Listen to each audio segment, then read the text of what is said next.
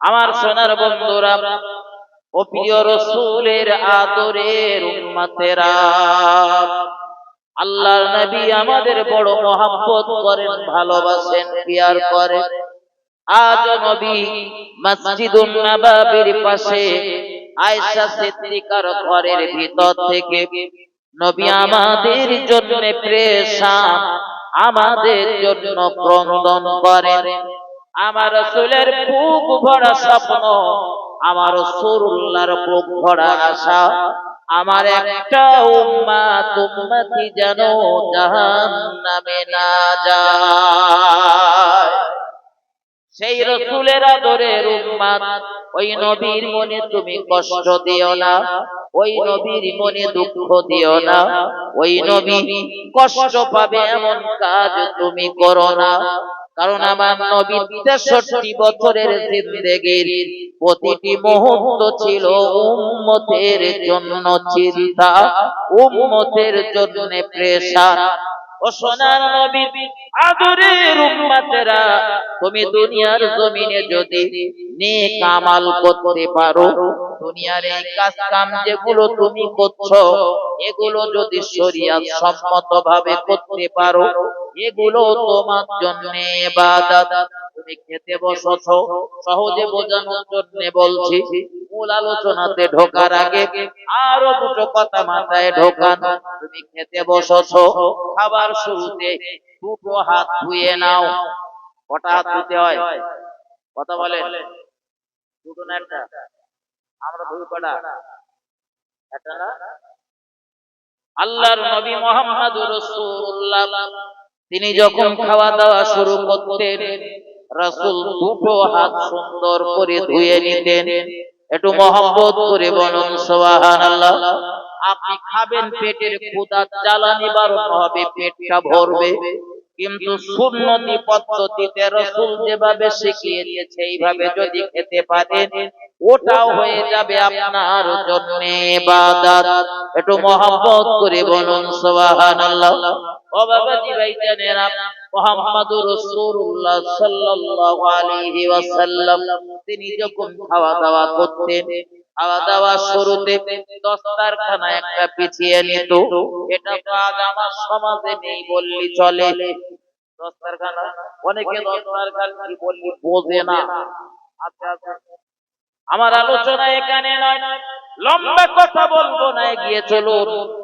মুহাম্মদুর রাসূলুল্লাহ যেভাবে খেয়েছেন, দস্তরখানা বিছিয়ে খেয়েছেন, খানা খেয়েছেন, খানার শুরুতে যা খেয়েছেন দোয়া পড়েছেন। আপনি যদি দোয়া জানেন আলহামদুলিল্লাহ, দোয়া যদি না জানেন মুখস্থ করে নেবেন। তবে তাও যদি না পারেন, কমসে কম খাবার শুরুতে পড়ে নেন বিসমিল্লাহির রহমানির রহিম। এবারে ডান হাত দিয়ে খাদ্যের পাত্রের এক দিক থেকে খাওয়া শুরু করুন। এটা রাসূলুল্লাহ সুন্নতি পদ্ধতি। খেতে বসেছেন, রাসূল কারীম সাল্লাল্লাহু আলাইহি ওয়াসাল্লাম তিনটে আঙ্গুল দ্বারা খেতেন। কটা আঙ্গুল দ্বারা? তিন আঙ্গুলে। আমরা ভাত খাই, তিন আঙ্গুলে যদি খেতে যাই, দেখো খুব অল্প অল্প লোকমা গালে উঠবে। আমি খুব চিন্তা ভাবনা করে দেখেছি, মুহাম্মদুর রাসূলুল্লাহ সাল্লাল্লাহু আলাইহি ওয়াসাল্লাম তার জীবদ্দশাতে কখনোই তিনি আমাদের মতো ভাত খাননি। আমরা যে ভাত খাই, মিনিকেট চাল বলুন, আর মাসুরি চাল বলুন, মোটা চাল বলুন, আর এখন কত দামি দামি চাল উঠেছে, ওই চালের ভাত আমরা খাই। মুহাম্মদ সাল্লাল্লাহু আলাইহি ওয়াসাল্লাম তার লাইফে, তার জীবনে কখনো তিনি এই ভাত খাননি। রাসূলের খাদ্য ছিল খুরমা, রাসূলের খাদ্য ছিল রুটি, রাসূলের খাদ্য ছিল গোশত আর অন্যান্য তরকারি। রুটি যদি আপনি দেখেন, ছিঁড়ে নেবেন, তিন আঙ্গুল দিয়ে খুব সুন্দর ভাবে খাওয়া যায়। খেয়াল করবেন, আপনার বাড়ি গিয়ে চেক করবেন। এই যে রাসূল তিন আঙ্গুল দিয়ে ছোট ছোট লোকমাতে খেতেন, আপনি এটা নকল করুন, আপনার জীবনে বাস্তবে রূপ দেন। আল্লাহর নবী মুহাম্মদুর রাসূলুল্লাহ যখন খেতেন, পেটটারে তিন ভাগে ভাগ করতেন, পেটের তিন ভাগে ভাগ করতেন। ফিতে বা স্কেল দিয়ে না বন্ধু, পেটটারে 3 ভাগে রাসূল ভাগ করে নিতেন। একটা ভাগ প্রিয় নবী খাদ্য বস্তু খেতেন, আর একটা ভাগ পানি দিয়ে ভরাট করতেন। 3 নাম্বার ভাগটা মুহাম্মদুর রাসূলুল্লাহ আল্লাহর শুকরিয়া দিয়ে ভরপুর করতেন। আর আমার দেশের কিছু ছেলে পিলে পড়ে, হুজুর বাড়িতে যেদিন ভালো মন্দ হয় সেদিন বিসমিল্লাহ বলি নে, নিচের থেকে এই পর্যন্ত ঢোকাবো। যেদিন ভালো মন্দ হয় না সেদিন বিসমিল্লাহ বলি। আমি বলি বন্ধু, ভালো মন্দ হলেও বিসমিল্লাহ বলবেন, না হলেও বিসমিল্লাহ বলবেন। আর যদি কখনো খাওয়ার শুরুতে বিসমিল্লাহ বলা ভুলে যান, খাওয়া খেতে খেতে হঠাৎ যদি আপনার মনে পড়ে যায় যে খাওয়ার শুরুতে আপনার বিসমিল্লাহ বলা হয়নি, তখন আপনি করবেন কি? যে তুই আবার পড়ার থেকে শুরু করি দেখি। রাসূল পদ্ধতি শিখিয়েছেন, আমার নবী জানতেন আমার উম্মতের এই ভুলগুলো হবে, তাই মুহাম্মদ সাল্লাল্লাহু আলাইহি ওয়াসাল্লাম আমাদের শিখিয়েছেন আমরা খাদ্যের শুরুতে বিসমিল্লাহ বলা যদি ভুলে যাই, যখনই মনে পড়বে ওই খানা খেতে খেতে, তখন আমাদের পড়তে হবে বিসমিল্লাহি আউয়ালাহু ওয়া আখিরাহু।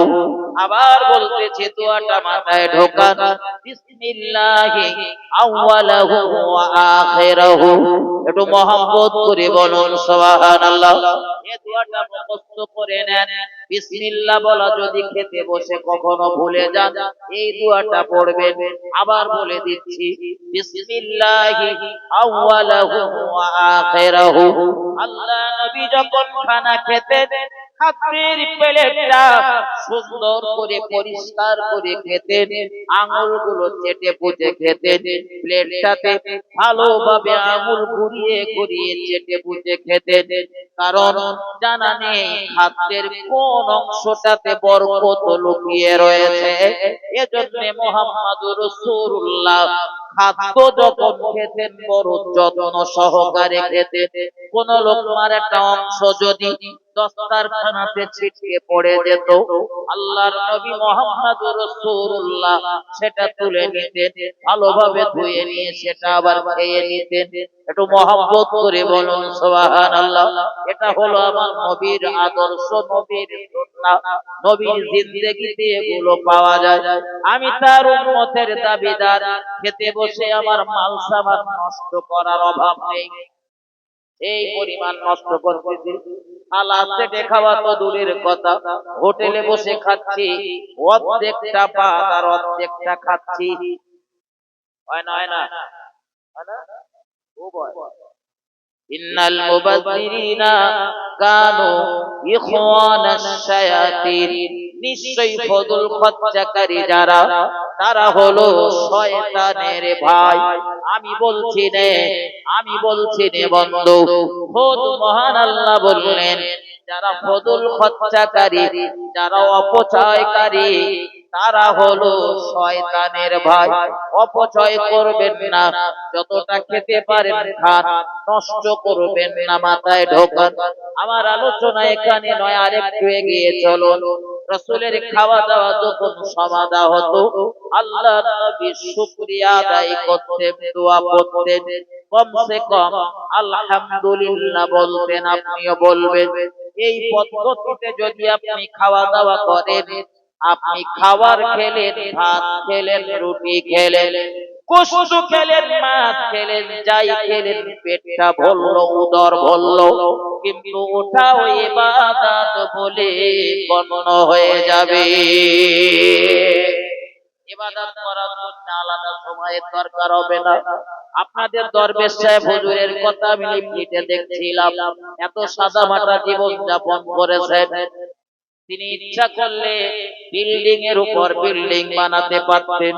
2 বিঘা, 5 বিঘা, 10 বিঘা, 30 বিঘা জমিও কিনতে পারতেন। তা না করে আল্লাহর প্রিয় বান্দা, আল্লাহর মাহবুব বান্দা গোটা জীবনটা কাটিয়েছেন ছেঁড়া লুঙ্গি, ছেঁড়া জামা কাপড় পরে।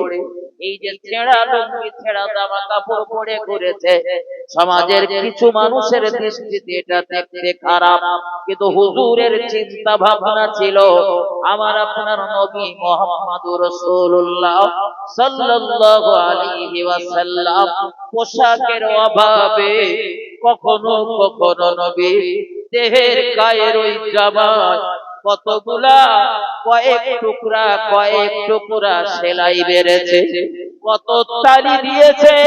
মুহাম্মদুর রাসূলুল্লাহ যদি এইভাবে জীবনটা অতিবাহিত করতে পারে, আমি তারই একজন উম্মত, আমি রাসূলের অনুসরণ করে আমার জীবনটাও আমিও ওইভাবে সাজাবো। আমার ভাই ও বাবাজিরা, আমার ভুল আমাকে নেবেন না, মতে আমাদের হবে, তাহলে পরকালের জন্য আমাদের পাথেও সঞ্চয় করা লাগবে। কিন্তু কিছু মানুষ রয়েছে যা একটু আধটা পরকালের জন্য পাথেও সঞ্চয় করে, আবার নিজের হাতে সেগুলোরে নষ্ট করে ফেলে। কষ্ট করে দৈনন্দিন জীবনে নামাজ পড়ছি, রমজানের রোজা রাখছি, আলেমরা দানের কথা বললে আমার সামর্থ্য অনুযায়ী 2 টাকা বাড়ি 5 টাকা বাড়ি দেই, আমার যেটা সামর্থ্য আছে দেই। এই যে বেশ কিছু নেকি আমি অর্জন করলাম, এগুলো আবার আমি নিজের হাতে নষ্ট করি। আপনারা করেন নাকি? একটু খুলে বলে বুঝতে। আমার সমাজের একটা ভয়ঙ্কর রোগের নাম হলো হিংসা। কি বলেন? পাশের বাড়ি বলে দুতলা হচ্ছে, আমার সাথে বুক ফেটে গলতে ফেটে যাচ্ছে, হয় না? টাকা হয়েছে তাই থেকে আমি কিভাবে ওরে রোগ আপনি হিংসা করেন কোন জায়গায় করেন? আপনার বড় ভাই পাঁচক্ত নামাজ পড়ার পর আপনি বড় ভাইয়ের সাথে পাঁচক্ত নামাজ পড়েন, আর রাতের বেলা ঠেলে ওঠে, বড় ভাই তখন ঘুমায়, গভীর রাতে উঠে তখন বড় ভাই হিংসা করে সাহায্য দেন নামাজ, যার বড় ভাই থেকে যেন আমার হিংসা ওই জায়গায়।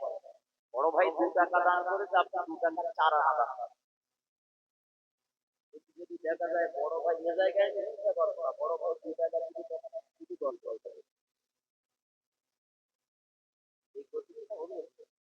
আমার আলোচনায় আপনাদের অসুবিধা হচ্ছে নাকি? তাই হিংসা করে কেউ কখনো সফল হতে পারেনি, যেই হিংসা করেছে তার অধঃপতন হয়েছে। হিংসা করে অধঃপতনই হয়, ধ্বংসই হয়, তার সে কখনো সফল হতে পারে না। ওই ফেরাউন হিংসা করত নবী মুসারে দেখে, ধ্বংস কে হয়েছিল? নবী মুসা না ফেরাউন? কথা বলেন। ফেরাউন। ইব্রাহিম আলাইহিস সালামকে দেখে হিংসা করত নমরুদ, ধ্বংস কে হয়েছিল? নবী ইব্রাহিম না নমরুদ? মুহাম্মদ সাল্লাল্লাহু দেখে যারা হিংসা করত, রাসূলকে দেখে যারা হিংসা করত, মক্কার তাবর তাবর নেতাগুলো একটাও বড় সফল হতে পারেনি, সব কটা ধ্বংস হয়েছে, সব কটা। আবু জেহেল ওর ধ্বংস হয়েছিল, নবীর চাচা আবু লাহাব ওর ধ্বংস হয়েছিল, নবীর চাচিওয়ার নাম উম্মে জামিল, সে রাসূলের থেকে হিংসা করত, এত হিংসা করত মাঝে মধ্যে রাসূলের পথে কাঁটা বিছিয়ে দিত। এটা অবস্থা আপনাদের মনে করতো? এই আবু লাহাবের 2টো বেটা, আমার আলোচনাটা খুব গভীর হবে না, সুদ দিচ্ছি বলে যেটা অর্থ এই ধারণা না। আবু লাহাবের অনেকগুলো বেটা, তার ভিতরে 2 জনের নাম উতাইবা আর উতবা। এরাও আমার নবীর কম জ্বালাতন করি না, নবীর প্রতি এদেরও কম হিংসা ছিল না। আর দুটো কথা বললে আরো কটা কথা বলছি আপনাদের ট্রেনের ভিতরে ভালোভাবে ঢুকবে। আমার ভাই ও বাবাজিরা, আমার ভুল আমাকে নেবেন না। হিংসা যারা করেন কত ভয়ানক অপরাধ করতেছেন সেইটা মাথায় ঢোকান। আমার জিন্দেগিতে আমি যে নেক আমাল গুলো করছি, যে নেকি গুলো সঞ্চয় করছি, এই হিংসা রোগে পাওয়ার কারণে আমার জীবনের ওই নেক আমাল গুলো সব পুড়ে ছাই হয়ে যাচ্ছে, ওই নেক আমাল গুলো সব বরবাদ হয়ে যাচ্ছে। নিজে কষ্ট করে নামাজ পড়ে কটা নেকি জোগাড় করেছিলাম, দান করে কটা নেকি জোগাড় করেছিলাম, হিংসা করে ওগুলোরে শেষ করে ফেলছি। বড়বার হয়েছে, বড় ভাইকে আল্লাহ কোটিপতি বানিয়েছে, আপনি হিংসা করবেন না, একটু হিংসা করবেন না, বরং আপনিও আল্লাহর কাছে কামনা করুন, আল্লাহ আপনার রহমতের দ্বারে তো কোনো জিনিসের অভাব নেই, আমার বড় ভাইকে দিয়েছেন আমি খুশি, তবে মাওলা এটা আমারও লাগবে, এটা যদি আমায় দিতে না আমি বড় সন্তুষ্ট হয়ে যেতাম।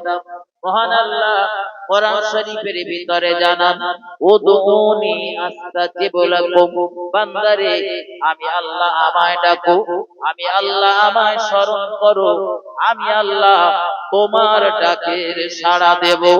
একটু মহব্বত করে বলুন সুবহানাল্লাহ, আরো জোরে বলুন সুবহানাল্লাহ। রহমতের দ্বারে আল্লাহ দরবারে কোন জিনিসের অভাব নেই, আপনি চেয়ে নেন, যত মন চায় যত চেয়ে নেন, আমার আর আপনার জন্য কোন জিনিস অসম্ভব হতে পারে, কিন্তু আমার রবের দরবারে কোন জিনিস অসম্ভব বলে অসম্ভব বলে কথা নেই। ও বাবাজি ভাই জানেরা, এজন্য হিংসা করবেন না, সমাজে যারাই হিংসা করেছে তাদেরই অধঃপতন হয়েছে। নবীর একটা চাচার নাম হলো আবু লাহাব, তার জীবনের ইতিহাস আপনাদের মুখস্থ আমি বলবো না, শুধু যে দুটো কথা না বললেন আমি বোঝাতে পারবো না, ওই দুটো কথা মাথায় ঢোকান। এই আবু লাহাব সম্পর্কে কোরআন শরীফের একটা সূরা নাযিল হয়েছিল, কোরআন শরীফের 30 পারা, সূরাটার নাম হলো সূরা লাহাব। মহান আল্লাহ জানান, তাব্বাত ইয়াদা আবি লাহাবি ওয়া তাব, ধ্বংস হোক আবু লাহাবের হস্ত যুগল এবং সে নিজে। আবু লাহাবের ধ্বংসের কামনা খোদ মহান আল্লাহ করেছেন, আমার নবী করেনি। তবে এখানে একটা প্রশ্ন জাগতে পারে, হুজুর মহান আল্লাহ নবীর চাচার নামে এই ধরনের আয়াত নাযিল করলো কেন, কেন এই ধরনের সূরা নাযিল করেছে? আমার ভাই ও বাবাজিরা, আবার খুব গভীর ভাবে মাথায় ঢোকান। কোরআন শরীফের একটি আয়াত যখন অবতীর্ণ হয় আমার নবীর উপরে, ওয়াআনযিরু আশীরাতাকাল আকরাবিন, হে নবী আপনি আপনার নিকট আত্মীয়দেরকে ভীতি প্রদর্শন করুন, ভয় দেখান। ও বাবাজি ভাই জানেরা, মহান আল্লাহ আদেশ করলেন তার প্রিয় রাসূলকে, হে নবী আপনার নিকট আত্মীয়দেরকে আপনি ভীতি প্রদর্শন করুন, ভয় দেখান। এখান থেকে ওয়াজ বুঝে বাড়ি যান। আমি নামাজ পড়ি, আমার গিন্নি নামাজ পড়ে না, ওয়াজ আগে আমার গিন্নির কাছে করা লাগবে। আমি নামাজ পড়ি, আমার মেয়েটা নামাজ পড়ে না, ওয়াজ আগে আমার মেয়ের কাছে করা লাগবে। আমি নামাজ পড়ি, আমি শরিয়াত সম্মতভাবে চলি, আমার বেটা বেটি গুলো শরিয়াত সম্মতভাবে চলে না, ওয়াজ আগে ওখানে করা লাগবে। এজন্যই তো মহান আল্লাহ বললেন, ওয়াআনযিরু আশীরাতাকাল আকরাবিন, হে নবী আপনি আপনার নিকট আত্মীয়দেরকে ভয় দেখান, ভীতি প্রদর্শন করুন। মুহাম্মাদুর রাসূলুল্লাহ সাল্লাল্লাহু আলাইহি ওয়াসাল্লাম নিকট আত্মীয়দেরকে ভয় দেখানোর জন্য সেদিন সকালবেলা ডাক দিলেন, সকালের বিপদ বলে হাত দিলেন। লোকজনগুলো, কওমের মানুষগুলো সাফা পাহাড়ের একদম পাদদেশে গিয়ে হাজির হয়ে গেল। বিস্তার আলোচনা নয়, খুব সংক্ষেপে মাথায় ঢোকান, মূল আলোচনাতে নিয়ে যাব আপনাদের। আবু লাহাব দলে রয়েছে, মক্কার আরো নেতা মোড়ল মাতব্বরেরা রয়েছে, আমার নবীর কওমের মানুষেরা, রাসূলের বংশের মানুষেরা ওই দলে রয়েছে। আল্লাহর হাবিব শুধু এতটুকু কথা বললেন, আমি যদি বলি এই পাহাড়ের পৃষ্ঠদেশে, এই পাহাড়ের পিছনে একদল অশ্বরোহী সৈন্য আত্মগোপন করে রয়েছে, তোমাদের উপরে আক্রমণ করবে, হামলা করবে বলে তোমরা কি আমার কথা বিশ্বাস করবে? মক্কার নেতা মোড়ল মাতব্বরেরা এক বাক্যে জবাব দিলেন, ওগো আব্দুল্লাহর বেটা মুহাম্মদ, সাল্লাল্লাহু আলাইহি ওয়াসাল্লাম, আপনার কথা অবিশ্বাস করার তো কোনো জায়গা নেই। কারণ সুদীর্ঘ 40 বছরের জিন্দেগিতে আপনার জবান থেকে আমরা কখনো মিথ্যা কথা শুনতে পাইনি। মুহাম্মদুর রাসূলুল্লাহ এমন সত্যবাদী ছিলেন, নবুয়ত লাভ করার আগে আমার নবীর উপাধি দিয়েছিল আস-সাদিক, সত্যবাদী। ও বাবাজি ভাইজানেরা, নবী আমার যখন এই সংবাদগুলো পেলেন তাদের কাছ থেকে, আল্লাহর নবী এবার তাদেরকে ভয় দেখালেন, ভীতি প্রদর্শন করলেন, আযাবের কথা বললেন, জাহান্নামের কথা বললেন, তাওহীদের কথা বললেন। আর তারা প্রচন্ড রাগান্বিত হয়ে, প্রচন্ড উত্তেজিত হয়ে মুহাম্মদুর রাসূলুল্লাহ সাল্লাল্লাহু আলাইহি ওয়াসাল্লামের সঙ্গে দুর্ব্যবহার শুরু করে দিল। নবীর একটা চাচার নাম হলো আবু লাহাব। এ হলো আমার নবীর আপন চাচা, রক্তের সম্পর্কের চাচা, পাড়া প্রতিবেশী সম্পর্কের চাচা না, আপন চাচা। কিন্তু আবু জেহেলটারে অনেকে বলে নবীর চাচা, ও আবু জেহেল বলো নবীর আপন চাচা না, পাড়া সম্পর্কের হতে পারে, তবে আবু জেহেল আমার নবীর আপন চাচা না। যদিও আমার নবীর বাড়ি আর আবু জেহেলের বাড়ির খুব বেশি পার্থক্য ছিল না। অনেক সময় দেখা যায় এ পর্যন্ত সাজিদের বাড়ি, ওই গন্ডি পার হবার পরে দেখা যায় মোল্লেদের বাড়ি, হয় না? হয় না? রাসূলের বাড়ির পাশেই বলে রাসূলের চাচা, এই ধারণা যেন না জন্মায়, মাথায় ঢোকান। এ জন্তুটা আমার নবীর খুব জ্বালাতন করতে আবু জেহেল। আর যারা মক্কা মদিনায় গিয়েছে তারা আমার সঙ্গে সহমত পোষণ করবে। আমার নবীর বাড়িটা সৌদির গভর্নমেন্ট কি সুন্দর করে সাজিয়ে গুছিয়ে কিতাবখানা নির্মাণ করে রেখেছে।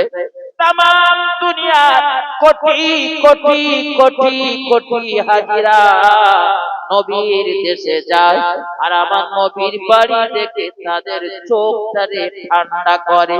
যদিও নবীর বাড়ি এখন আর সেই বাড়ির মতো নেই, এখন সুন্দর করে পাকা করে, সুন্দর করে তার ভিতরে সেটারে কিতাবখানা করা হয়েছে। কিন্তু এখান থেকে একটুখানি দূরে দেখলে দেখা যাবে শয়ে শয়ে পেশাব পায়খানা ঘর, অনেক পেশাব পায়খানা ঘর, উপরের তলায়, নিচের তলায়, তার তলায় শুধু পেশাব ঘর পায়খানা ঘর, মাটির নিচেও পেশাব ঘর পায়খানা ঘর। যারা গিয়েছেন তারা আমার মতের সঙ্গে সহমত পোষণ করবেন।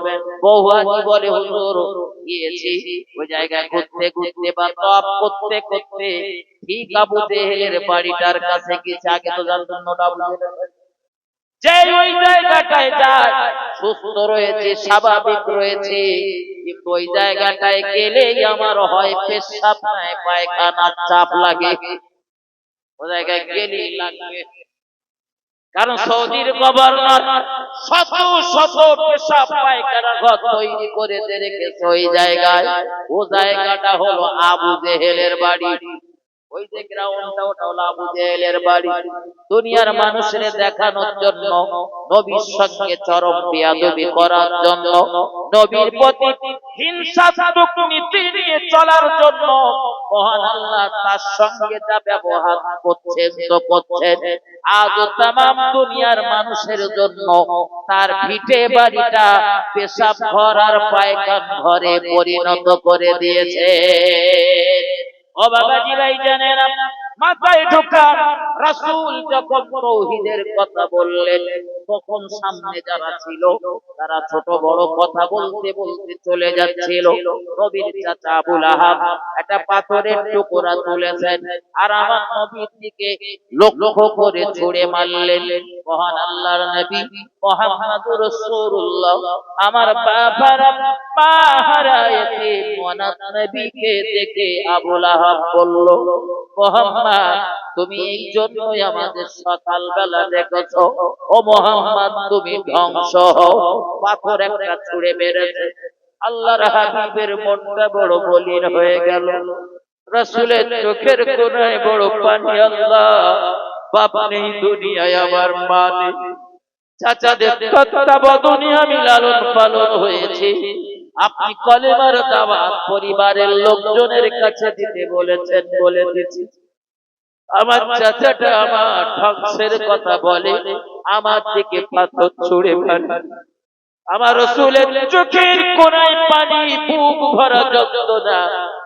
নবী দেখতেছেন তার কওমের মানুষেরা আমার নবীকে গাল মন্দ করতে করতে চলে যাচ্ছে। রাসূলের মনটা বড় মলিন। জিবরাইল আমিনের আগমন হয়ে গেল। ইয়া রাসূলুল্লাহ, ইয়া হাবিবাল্লাহ, হুজুর মন মলিন করবেন না, চোখের পানি মুছে ফেলো, মনের যন্ত্রণা দূর করে ফেলো। চাচা আপনার ধ্বংসের কথা বলেছে, তাই আপনার বড় কষ্ট হচ্ছে। ইয়া রাসূলুল্লাহ, ধ্বংস আপনি হবেন না, ধ্বংস আপনি হবেন না। আমার আল্লাহ রুমাল পাঠিয়েছে, রুমাল, এই রুমাল দিয়ে তোমার চোখের পানি মোছানো হবে। ইয়া রাসূলুল্লাহ, মহান আল্লাহ বলেছেন, তাব্বাত ইয়াদা আবি লাহাবি ওয়া তাব, ধ্বংস হোক আবু লাহাবের হস্ত যুগল, এবং আবু জেহেল আবু লাহাব, ধ্বংস হোক আবু লাহাবের হস্ত যুগল এবং সে নিজে। এই যে দুটো হাত ধ্বংসের কথা বলার কারণ হলো, একটা হাত দিয়ে পাথর পুড়িয়েছে আর অপর হাত দিয়ে নবীর দিকে ছুরি মারার কারণে আমার আল্লাহর ঘোষণা, আবু লাহাবের হস্ত যুগল দুটো হাত ধ্বংস হোক এবং সে নিজে ধ্বংস হোক। আবু লাহাব ছিল বিরাট ধনী, তার টাকা পয়সার কোনো অভাব ছিল না। কেউ কেউ বলে নবীর পরিবার নাকি গরিব ছিল। আমি বলি জন্তু, তুই কিচ্ছু জানিস না, ভালো করে দেখ, কিতাবগুলো ভালো করে পড়ে দেখ। আমার নবীর জিন্দেগিতে গরিবতার হালাত থাকার কারণ হলো মুহাম্মদুর রাসূলুল্লাহর আব্বা ছিল না, আর মা অল্প বয়সে চলে গেছে চাচার বাড়ি লালন পালন বলে। তাই আমার রাসূলের টাকা পয়সা বা ধন দৌলত ছিল না। কিন্তু নবীর অন্য চাচাদের দিকে তাকিয়ে দেখলে দেখা যাবে তারা সব ধনবান, তারা সব ধনী। এই আবু লাহাব তার টাকা পয়সা কম ছিল না, বিরাট ধন সম্পদের মালিক। দেখতেও ছিল আবু লাহাবের ওই রকম সুন্দর, নায়ক নায়ক ভাব। আজ যারা গিয়েছে নায়ক বা নায়িকা দেখার জন্য, আবু লাহাব এদের থেকে কোনো অংশে কম ছিল না, এত সুন্দর দেখতে ছিল। এই আবু লাহাবের বিবির নাম হলো উম্মে জামিল। আমার দেশের নায়িকা গুলো হার মেনে যাবে এই উম্মে জামিলের কাছে, এত সুন্দরী ছিল দেখতে। কিন্তু এই দুটো জন্তুই আমার নবী ছিল চরম দুশমন, চরম বিরোধী। এই আবু লাহাব মুহাম্মদ সাল্লাল্লাহু আলাইহি ওয়াসাল্লামের কথাবার্তা শুনে বলতো, ও মুহাম্মদ, তুমি যে আযাবের ভয় দেখাও, আমার যা টাকা পয়সা ধন দৌলত রয়েছে আর আমার যা ছেলে মেয়ে রয়েছে, এদের মাধ্যমে যদি ওই রকম কোন সমস্যায় পড়ি, আমি উত্তীর্ণ হয়ে যাব, উদ্ধার হয়ে যাব, আমার কোনো ক্ষতি হবে না। এজন্য মহান আল্লাহ সূরা লাহাবের ২য় আয়াতে স্পষ্ট করে বললেন, তার উপার্জিত অর্থ এবং তার সন্তান সন্ততি কোনো কাজে লাগবে না। ও বাবা কি ভাই বোনেরা, কোরআনের এই আয়াত, কোরআনের এই সূরা নাযিল হওয়ার পর দেখা গেল আবু লাহাব যতটা রাগান্বিত, আবু লাহাবের বিবিটাও ততটা রাগান্বিত। আমিন নামে কোরআনের আয়াত নাযিল হয়েছে। ঠান্ডা থাকবে বলে মনে হয়, কথা বলে না। আপনার বিবিটার সামনে যদি কেউ আপনার মন্দ বলে, আপনার বিবি ঝগড়া বাঁধিয়ে দেয়। আবু লাহাবের বিবিটা প্রচন্ড রাগান্বিত হয়ে গেল। আল্লাহর নবীকে বেউস্তুতি করার জন্য বাড়ি থেকে বার হয়েছেন। আমার নবী তখন রয়েছেন কাবার চত্বরে। কোথায়? কাবার চত্বরে। নবীর বাড়ি আর কাবার চত্বর খুব বেশি না। কাবার পূর্ব দিকে আবু কুবাইস পাহাড়ের পাদদেশে মুহাম্মদুর রাসূলুল্লাহ কাবার চত্বরে রয়েছেন, সঙ্গে রয়েছে হযরত আবু বকর। আমার রাসূলুল্লাহ জীবনের গোটা জীবনের সঙ্গী হযরত আবু বকর মুহাম্মদ সাল্লাল্লাহু আলাইহি ওয়াসাল্লামের সঙ্গে কথা বলছিলেন, আলোচনা করছিলেন। ঠিক এমন একটা সময় দেখা গেল রাসূলের সাহাবা আবু বকর বলেন, ইয়া রাসূলুল্লাহ, ওই দেখুন আপনার চাচি আসতেছে উম্মে জামিল, কাটা দোয়া চাচমাটা আসতেছে। হুজুর আপনি একটুখানি সাইডে সরে যান, কারণ প্রচন্ড রাগান্বিত অবস্থাতে রয়েছে, মনে হয় আপনার সঙ্গে বিয়াদবি করবে। আমার নবী বলেন, আবু বকর চিন্তা করা লাগবে না, সুন্দরভাবে পর্দার ব্যবস্থা হবে। একটু মহব্বত করে বলুন সুবহানাল্লাহ, আরো জোরে বলুন সুবহানাল্লাহ। কি অবাক করা কাণ্ড! আমার নবীর কথা যে মিথ্যা হয় না, নবীর কথা যে সত্য, তার জ্বলন্ত প্রমাণ দেখে নেন। আবু লাহাবের কাছে উম্মে জামিল এলো। এই আবু বকর হয়তো বসে রয়েছে, আর এই আবু বকরের সামনেই মুহাম্মদ সাল্লাল্লাহু আলাইহি ওয়াসাল্লাম বসে। কিন্তু আবু লাহাবের বিবি উম্মে জামিল এসে মুহাম্মদুর রাসূলুল্লাহর প্রিয় সাহাবা হযরত আবু বকরকে ডাক দিয়ে বলেন, আবু বকর রাদিয়াল্লাহু তাআলা, ও আবু বকর, তোমার বন্ধু মুহাম্মদ কোথায়? সে আমার স্বামীর নামে কবিতা রচনা করেছে, কবিতা আবৃত্তি করেছে, আমার নামে নিন্দা বন্ধ করেছে, আমার গলায় নাকি রশি পেঁচানো হবে। ও আবু বকর, তোমার বন্ধু মুহাম্মদ কোথায়? সে আমার স্বামীর নামে কবিতা আবৃত্তি করেছে। হযরত আবু বকর রাদিয়াল্লাহু তাআলা আনহু বললেন, শুনেন, আমার বন্ধু মুহাম্মদ সাল্লাল্লাহু আলাইহি ওয়াসাল্লাম তোমার স্বামীর নামে কবিতা রচনা করেনি বা কবিতা তিনি আবৃত্তি করেনি, বরং যেটা তোমরা শুনছো ওটা হলো মহান আল্লাহর বাণী, কোরআনের আয়াত। আবু লাহাবের বিবি উম্মে জামিল রাগে গড়গড় গড়গড় করতে করতে চলে যাচ্ছে। নবীর খুঁজে পেল না, মুহাম্মদ সাল্লাল্লাহু আলাইহি ওয়াসাল্লাম কোথায় রয়েছে? কথা বলেন। ওই যে নবী বলেছিলেন, আবু বকর বলল, হুজুর এখান থেকে উঠে সাইডে যান। রাসূল বললেন, আবু বকর পর্দার ব্যবস্থা হবে, পর্দার ব্যবস্থা হয়ে গেছে। এজন্য হিজরাতের রাতে ওই গুহার ভিতরে নবী আর আবু বকর যখন আত্মগোপন করেছিলেন, একদল দুশমনেরা খুঁজতে খুঁজতে ওই গুহার মুখের কাছে গিয়ে হাজির। মাথাটা নিচু করলেই, নজর দিলেই দেখতে পাবে ভিতরে রাসূল আর আবু বকর। হযরত আবু বকর ফিসফিস করে বলতেছিলেন, ইয়া রাসূলুল্লাহ, দুশমনরা ওই দেখেন ওখানে চলে এসেছে, দেখতে পেলে আমাদের খবর রয়েছে কি না জানি হয়। রাসূল বললেন, আবু বকর চিন্তার কারণ নেই, আমাদের সঙ্গে আল্লাহ রয়েছে। দেখা গেল মানুষগুলো খুঁজতে গেল রাসূলকে, চতুর্দিকে খুঁজলো, কিন্তু গুহার মুখের দিকে তাদের নজর পড়ল না। আরো জোরে বলুন সুবহানাল্লাহ। আর পড়লেও তারা দেখতে পায়নি, পর্দার ব্যবস্থা হয়েছে। ও আমার ভাইজানেরা, এই আবু লাহাবের স্ত্রী উম্মে জামিল আমার নবীকে কম কষ্ট দেয়নি।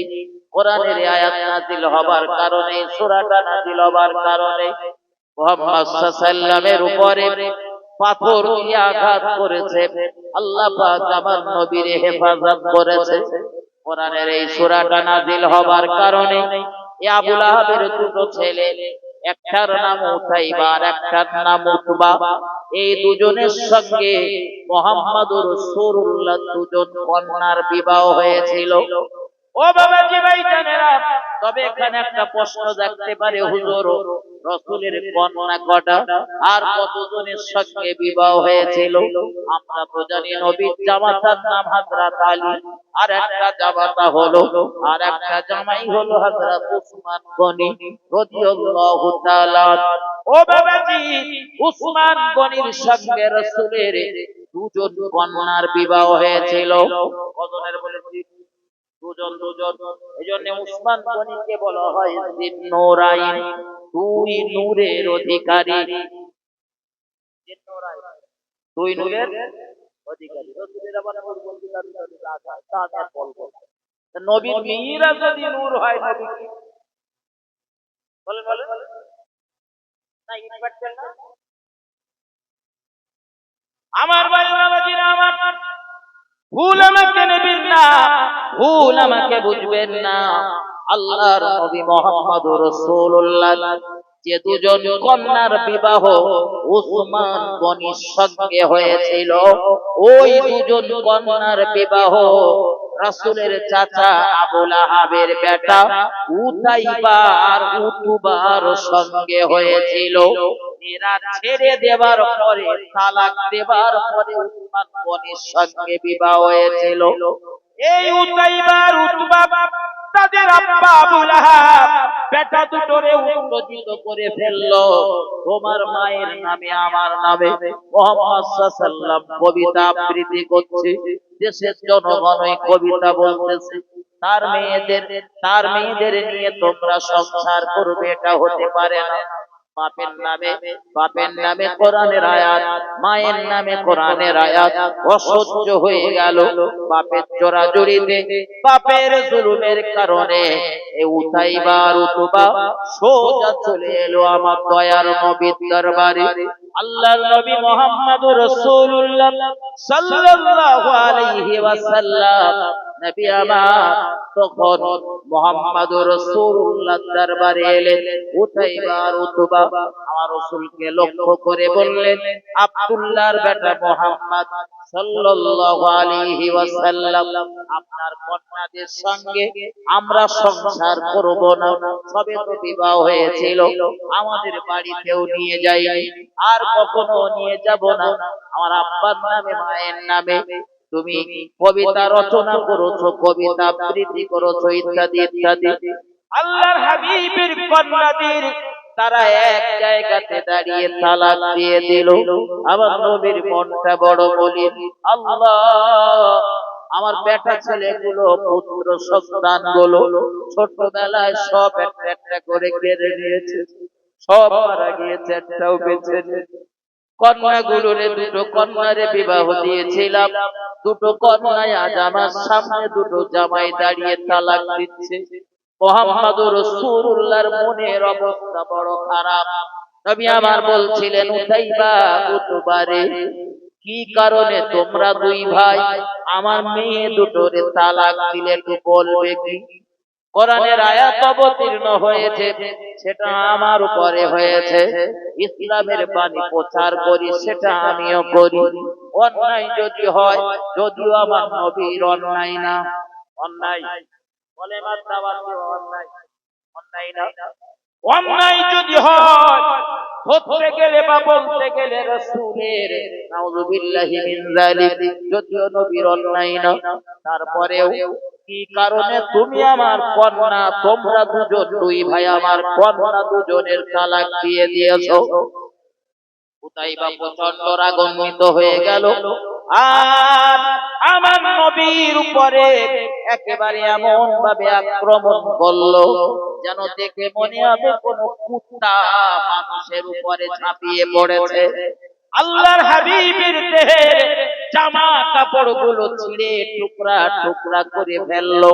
মুহাম্মদুর রাসূলুল্লাহর সঙ্গে এমন বেয়াদবি করলো, এমন বেউজ্জতি করলো, বাপ মারা মাহারা অনাথ তিন নবী আমার আসমানের দিকে মুখটা উত্তোলন করলেন, চোখ ভরা পানি নিয়ে বললেন, রব, একটা জঙ্গলি কুত্তারে এ উতাইবার উপরে আপনি লেলিয়ে দেন। মুহাম্মদুর রাসূলুল্লাহ টোটাল 63 বছরের জিন্দেগিতে এই একটাই বদদুয়া, আল্লাহর নবী আর কখনো কারোর জন্য বদদুয়া করেনি, কারণ বদদুয়া করা ভালো না। রাসূল বলেছেন, যখন কোন মানুষ বদদুয়া করে, ওটা আসমানের দিকে উঠতে থাকে, আর বদদুয়া করার পরে আসমানের সব দরজাগুলো লক হয়ে যায়, বন্ধ হয়ে যায়। বদদুয়া উপরে উঠে ওখান থেকে আবার নিচের দিকে ফেরত আসে, পৃথিবীতে চলে আসে। যার জন্য আপনি বদদুয়া করেছেন তার দিকে ধাবিত হয়। কিন্তু তার ভিতরে যদি যে কারণে বদদুয়া করেছেন, বদদুয়া পাবার যোগ্য যদি সে হয়, তো বদদুয়াটা তার উপরে পড়ে। আর যদি সে যোগ্য না হয়, তো সেটা ঘুরে যে ব্যক্তি বদদুয়া করেছে সে ব্যক্তির ঘাড়ের উপরেই পড়বে। এজন্যই বদদুয়া করতে নেই। আমি আগেও বলেছি, এখনো বলছি, কারোর জন্য বদদুয়া করবেন না। পারলে তার জন্য হেদায়েতের দোয়া করবেন। মুহাম্মদ সাল্লাল্লাহু আলাইহি ওয়াসাল্লামের সঙ্গে চরম বিয়াদবি করার জন্য আল্লাহর হাবিব তার জন্য একটু বদদোয়া করেছিলেন। কিন্তু রাসূলের বাকি জিন্দেগিতে তাকিয়ে দেখুন, নবী আর কারোর জন্য বদদোয়া না করে নবী তাদের সকলের জন্য হেদায়েতের দোয়া করেছে। আরো জোরে বলুন সুবহানাল্লাহ। ভক্তি ভরে দরুদ আল্লাহুম্মা সাল্লি আলা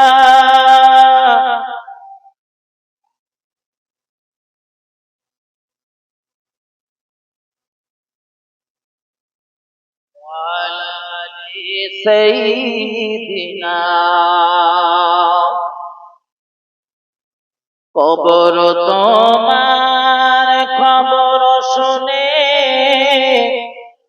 আমার চোখের পানি ঝরে,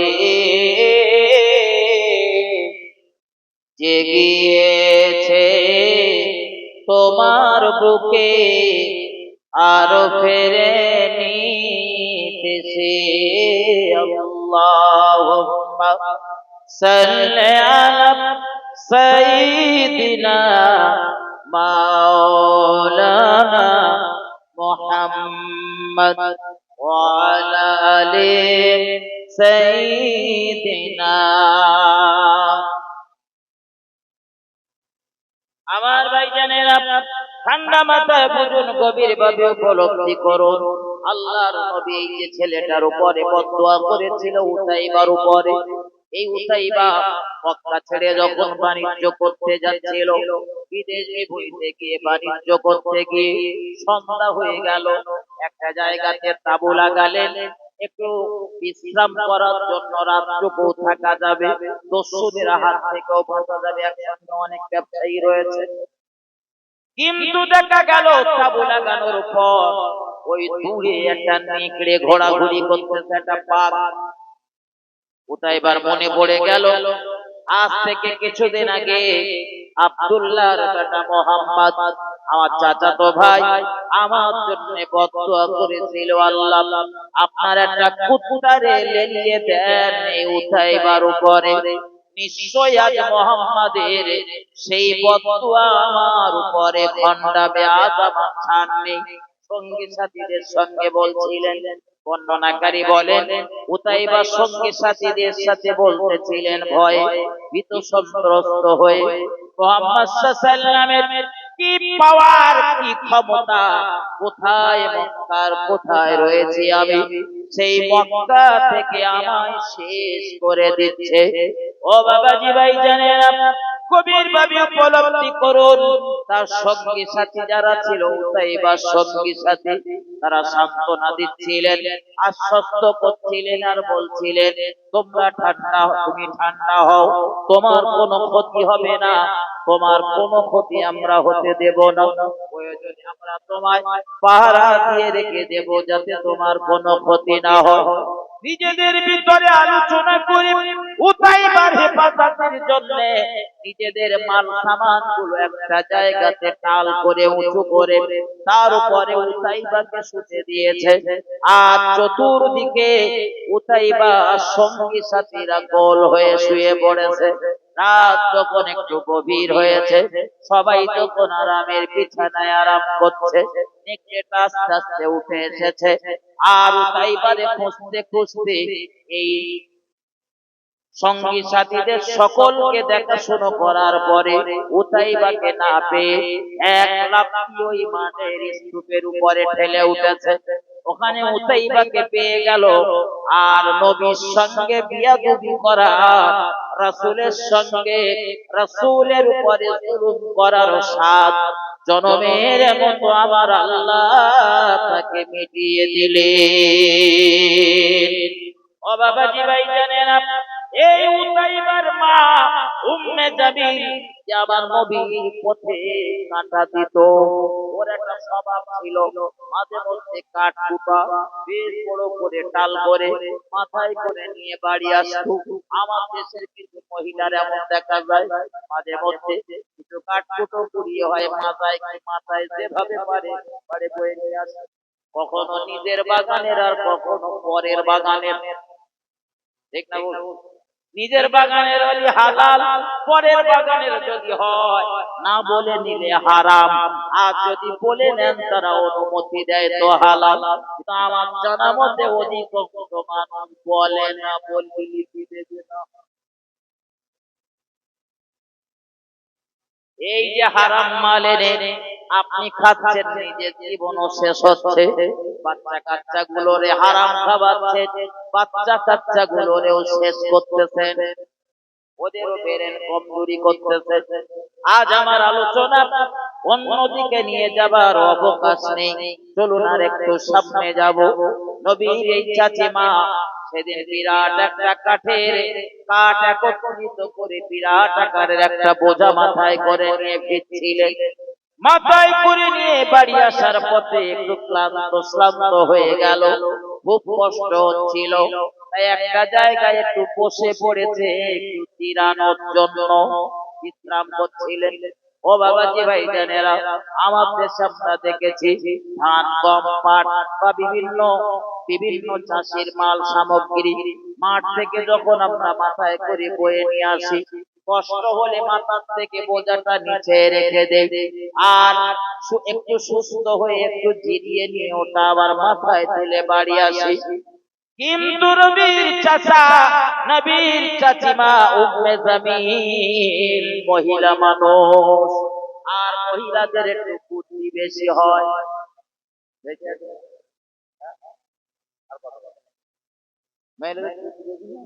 বুদ্ধি বেশি হয় না? বুদ্ধি বেশি হয় তাই বাবার ভিড় করে তোমার বাড়ি চলে যায়, তাই না?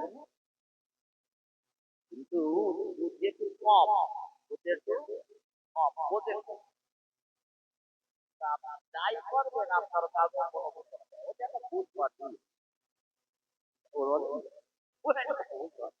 আপনি মসজিদে 500 টাকা দিচ্ছেন, তাও সেখানে একটা ভুল করছেন। 500 দিচ্ছেন, আর কিছু কিছু হয় না?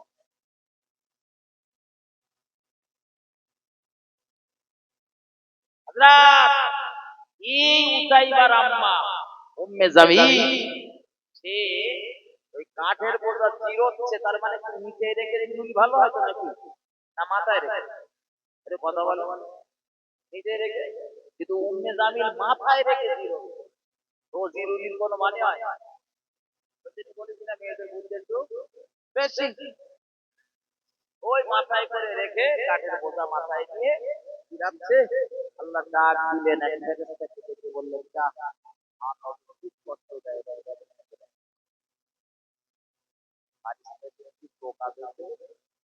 ওই বোঝাটা এমন ভাবে ঘুরে পড়েছে, বোঝার মাঝখানে একটা দড়ি থাকে না, বোঝা মাথার জন্য খুব শক্ত পক্ত একটা দড়ি ছিল, সেই দড়িটা ঘুরে বাদ দিত, বাদ উম্মে জামিলের গলায় বেঁধেছে।